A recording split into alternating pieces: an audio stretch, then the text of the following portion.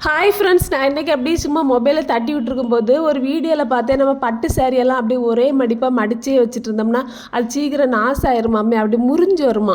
அப்போ தான் எனக்கு ஞாபகம் வந்து எனக்கு கல்யாண பட்டு அப்புறம் அந்த என்கேஜ்மெண்ட் பட்டு இது ரெண்டையும் தான் நான் பாதுகாத்து பத்திரமா வச்சுருந்தேன். பார்த்துருக்கேன், பத்திரமா வச்சுருந்தேன். அது ஒரு சைஸாக தாங்க வீட்டில் இருந்து.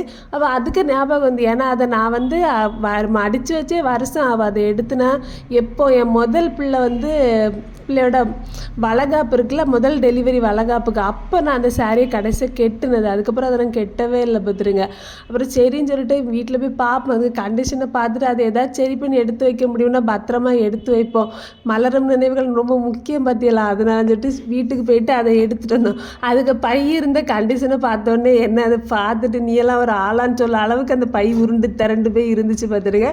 எடுத்துகிட்டு வந்துட்டு பார்த்தேன், எனக்கு கல்யாணம் பட்டு அந்த என்கேஜ்மெண்ட் பட்டு இவங்களுக்கு அந்த கல்யாணத்தன்னைக்கு இவங்க போட்டிருந்தது கோட்டு சூட்டு அதெல்லாம் பார்த்தோன்னே எனக்கு என்ன சொல்லனே தெரில. எனக்கு ரொம்ப சந்தோஷமாக ஒரு பக்கம் இருந்துச்சு. சரி இதை கெட்டுவோமா கெட்ட மாட்டோமான்னு சொல்லி ஒரு எண்ணம் வருமா, அப்படியே எடுத்து வச்சு பார்த்துட்டே இருந்தேன் பார்த்துருங்க. ரொம்ப நாள் என் பிள்ளைங்கள்ட்ட இதை சொல்லணும், பத்திரமா அங்கே எடுத்து வைக்கணும் பார்த்துருங்க. தெரில, இதையும் கெட்டுறதுக்கு ஒரு வாய்ப்பு மறுபடியும் எனக்கு வரோம் எப்படியோ இருக்குது. சரியா?